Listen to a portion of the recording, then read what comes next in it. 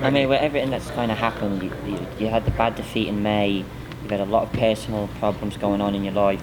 Did retirement and just getting out of the public eye line and just going away and retiring, did it ever cross your mind? Do you ever think? I never, I'm at my peak of my career now, where I'm strong, and mentally I've grown up quite a lot, and I see things quite differently now than I ever did before when I was young. So no, I take the sport very seriously, and I'm that mature now. I can put all that behind me and put everything to a side and focus on boxing. And boxing to me is a sport that I love, and also gets me away from everything. Keeps me away from all the drama, all the stuff that's going on around the world. It keeps me away from it. So I'm glad I have a sport like boxing that kind of helps me to do that, because if I didn't have boxing, then I'd probably go mad, with all the stuff that's been going on. Yeah. But it's boxing that's kept me grounded and kept me on the right path. Otherwise, have you sorted out everything at home now? I mean, yeah, everything's stabilised. Everything's stabilised over there. Obviously, with my dad talking to him, like everything's cool. End of the day, my father, my mother, and everything. I mean, family's family. You can't change that. I am obviously with boxing. It's a business, and I'm making sure that I'm doing that my own way. I see some board helping me, so making sure that, and I've got Al Heyman there as well, who's very understanding and wants the best for me. So they want the best for me. I mean, I'm sure my parents and my family want the best for me. It's just I needed a change. Sometimes you need to move. Family and what you do day to day, you need to move that way. Keep that separate. My family is my family. I love them to bits, and obviously my sport, my job is boxing. I'm just gonna be. I'll have a different team to do that for me. So, they will be at the next fight. Hopefully, I will invite them. I will ask them to come, and they will be at the fight. But as a team, having people like Saj and Taz, they're no longer part of the team. And I just think that it was a little bit wrong the way they left, really, because obviously Saj being my best friend, not only being my best friend, but was always with me from school days, from college and everything. And then when a man's down, which is the lowest point of my career, was when I got beat by Canelo.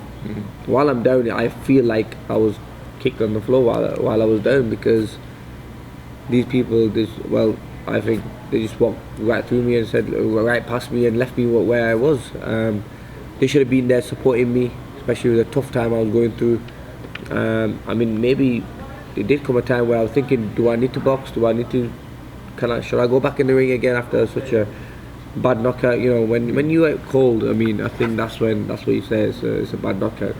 And it's happened but what gave me confidence to see that if it happened to a fighter like Pacquiao as well, and he can come back from it, then I'm sure I can come back from it. I have a big heart. I work very hard. But I just think that for the team to leave the way they did, and then, I mean, they can always say, I know they're always going to turn around and say that I fired them all, but I mean, it wasn't like that. It was just that it seemed to me that they all just wanted to cash out, basically, and thought, you know what, let's get our redundancy and leave. I mean, I never expected that from my people. When did they leave, and why do you think they left? I don't know, man. I think they probably thought I was gonna leave boxing, or I wasn't serious about, obviously, after that tough defeat. They probably thought I'm just gonna call it a day now. So they probably thought, let's just cash out. But I mean, regardless, I've got that many things going on for myself in the UK, that many businesses, that I would have looked after my people. If they were loyal to me, I would be very loyal to them. And that's one thing about me is I never forget about them. I'll always take care of them and make sure they always looked after.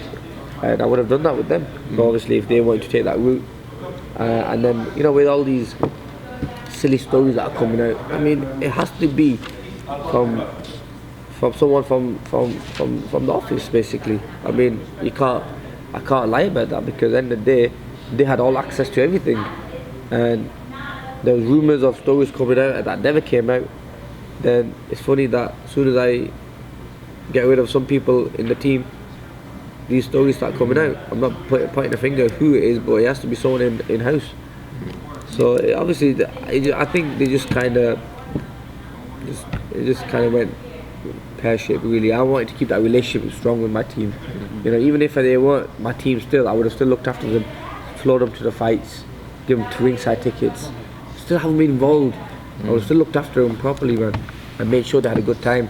But I think the way what they did was wrong. So I don't think I. So in that sense, I mean, your dad is no longer an integral part. You said he'll be invited to the fight. Yeah, so my dad obviously he's not going to be like negotiating fights Yeah. or anything in that sense. I think it's important, David, that Shah's been there all the way through. He's his dad, and I think media have blown it out of proportion. I've lost a son. Just remember, that's his dad and his mum. I just want to clarify. Yeah, but I think other media, not this media, other media have really given him some stick about it, and it's really disappointed because family's family, and he's grown up with it. Yeah, I mean, his family's been there. My family, they've been very good with me. My dad, my mum, and obviously, you know, I respect them. But I want that family relationship with them instead of a business relationship. And I think sometimes when you try to mix them both together, it can make things a little difficult. So that's why I want to just keep them separate. And yeah, so but yeah, let's see how it all goes. Obviously, this is my return. I'm going to hopefully be fighting in April. Got a meeting with Al Heyman, and hopefully we could talk names and where the fight's going to be. But I'd love to come back to the UK and give the UK fans a fight. Any venue, anyone particular? I don't know. I got no name just yet, but I want a decent name. Yeah, no, so I mean venues under Manchester. Oh, venue. We've got a couple of venues reserved already. It's already in the pan, so we're just waiting to speak to Al. And then it is looking at May because of the Joshua Klitschko situation in end of April. So we've got to be realistic in how we can fit it in. And you've got to remember, there's so many pay-per-view days that's coming out. Yeah. We're not saying Amir's maybe pay-per-view for his next fight, but what we are saying that we have to fit it in the boxing schedule. Yeah, but we might have to change it a little bit, depending on my days in the US. Because I'm only allowed to stay for so many days here. But if I do, I might mix it up a little bit, go back to the UK to finish off my training camp. But I think it's the best time to leave UK and train over here. It's a little bit warmer. UK is a little bit cold at the moment, so I think that's a little bit spoiled I am now. So. Do you think being over there keeps you focused with less distractions? Being in the Bay I think Area? it's a little bit harder in the UK than it is here. I mean, here is quite chilled out. Honestly, like Asif's never been there. It's going to be the first time he comes to the Bay Area, and my friend Abid just came to San Francisco and he said, I can't believe how peaceful it is, because it is very calm and chilled. Where I live in San Francisco is very calm, very chilled, very slow life.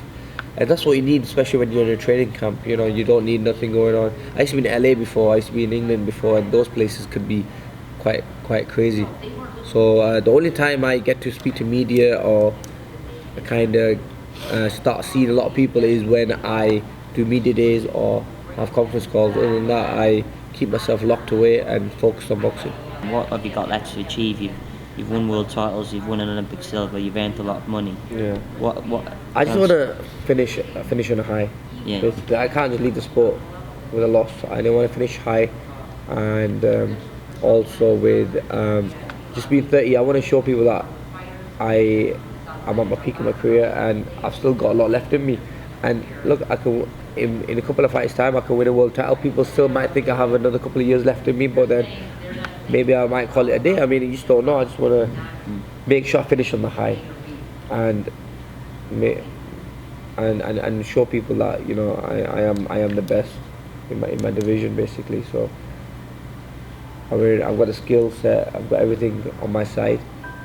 I mean, I can say one thing, that I was in such good condition against Canelo that I was winning that fight. I've watched it numerous times, and it was just that one punch that caught me. I mean, if there wasn't that one big punch, then maybe, you know, I could have won a big fight like that. You know, so people always remember you for your last fight, but I know It's always that a risk going up, isn't it? it's always a big risk, yeah, and I've learned that now, because I would never have known unless I took that chance. You know, and I took that chance and it didn't work for me. If I didn't, I would be always thinking in the back of my mind what would have happened. You know, but you always have to respect weight categories, and there's only a very few fighters who could get away with it. And we didn't have no catch weight or anything, so we don't know what weight Canelo walked in the ring at, but there was rumours at like 185 plus, but yeah, so let's see. But I see my future being bright, definitely. I mean, once I get back into it again, I get this good win, I can then start planning out where I want to be. And the 147 division has great fights for me. You know, I mean, I'm still in the top 10 names in that division, and I bring a lot of money to the table as well. So definitely I can be in the big fights. And I'm only 30. People forget how old I am because I've been around for such a long time. Same age as Carl. Same age as Carl, and Carl's now fighting his biggest fight of his career. You know, so I've got it all to come again. You know, and I've done it at such a young age that people thought maybe Amir's past it now. So I want to definitely show the world that where I belong. Because that is a point. I mean, when people look and say he turned 30 in December. You haven't been a world champion since 2012. Is my thing. Oh, you had your career early, but now it's all petering out. No, because I mean, you know, I got I had Frank Warren. He was my manager at the time, and when I won my first world title, then I moved to Golden Boy. So you know, things change around your opponent. I mean, it just depends who's the world champion out there, who the best fight should be, who's the best style for you. So I did things right, you know what I mean. That's the way I did it. I had a good team around me, you know, Steve and everyone, to make sure I was making the right moves at that age. And now I'm going to go back to old school again, and I'm going to start making the right moves again, win the world titles again. And now I'm much more smarter, much mature. I understand the sport even more, and also I know I've got the ability to become world champion again. And like I said, I'm only 30. A lot of fighters, they normally win a world title at 30, and because I did it at such a young age, people think Amir's finished now. You know, he's past it, but this is my prime now, my prime stage of my career.